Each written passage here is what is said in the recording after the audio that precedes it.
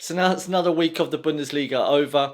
Bayern have increased their winning streak to 5, and Wolfsburg are really showing that they are a contender for the Champions League. But they're really going to have to keep working hard and fight for that place, because Frankfurt and Leverkusen are on their backs wanting that place too.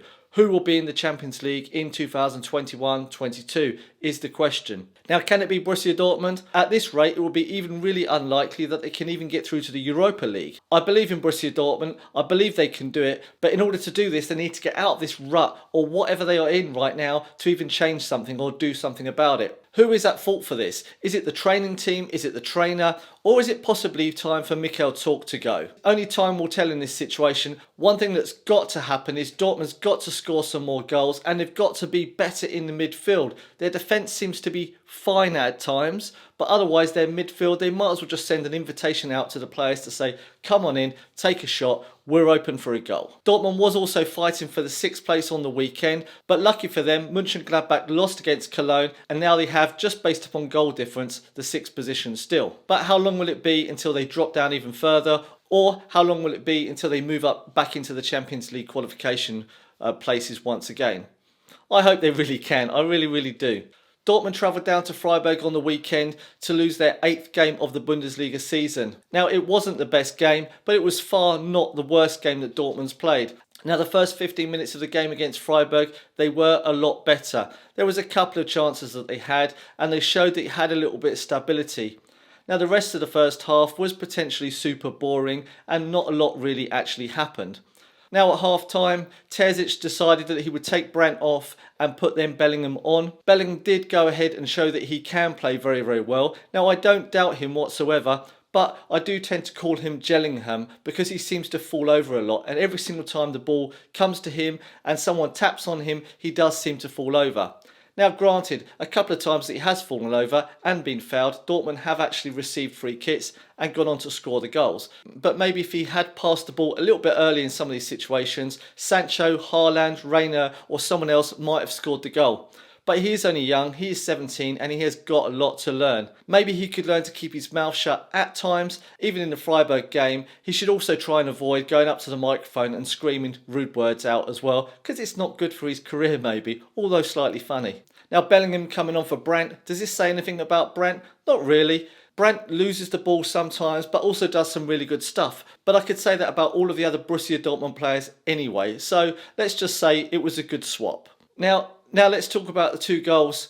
Ultimately, Marvin Hitz was the person that let both of the goals in, but it was kind of the midfield of Borussia Dortmund that let the people just take the time out to shoot. The players from Freiburg obviously got the order to shoot as much as they can at any chance that they can, because they saw how much time and space that they had.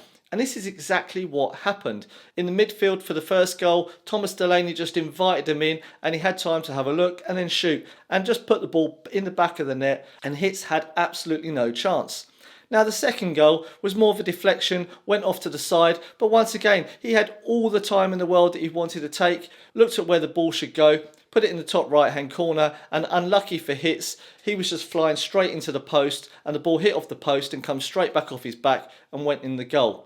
Now, is this Hitz's fault or not? I don't know, but if you look at it on slow motion, you kind of see Hitz actually moving his body away from the post, because otherwise his head and his shoulders were going straight into it. This would have then meant that we had 2 goalkeepers for Borussia Dortmund with shoulder injuries, which was not a really good thing to do, so I kind of understand Hitz protecting himself from getting injured. Anyway, Youssoufa Moukoko came on the 60th minute, and this was a really good decision, I believe, adding another central striker with Haaland. This gives Haaland that little bit of competition to say, hey, there's a 16-year-old here that can do your job as well. I really like Haaland, but he really needs to take a page out of Lewandowski's book. Lewandowski is always in the right place at the right time.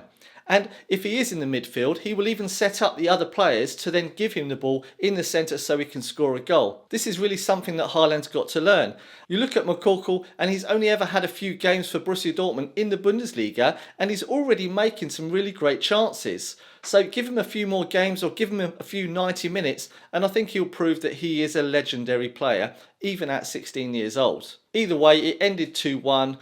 Could they have scored another goal? Doesn't matter. They didn't. Could they have had more chances? Well, it doesn't matter because they didn't. That's 8 losses now for Borussia Dortmund, and they're now stuck in 6th place. Can they do anything else about this? On Saturday, Dortmund will be playing their 21st Bundesliga game of the 2020-2021 Bundesliga season, and they will be playing at home in Signal Iduna Park against Hoffenheim. If they don't pull their thumb out and they lose this game, they're going to be really fighting over 6th position and more like looking at 8th position.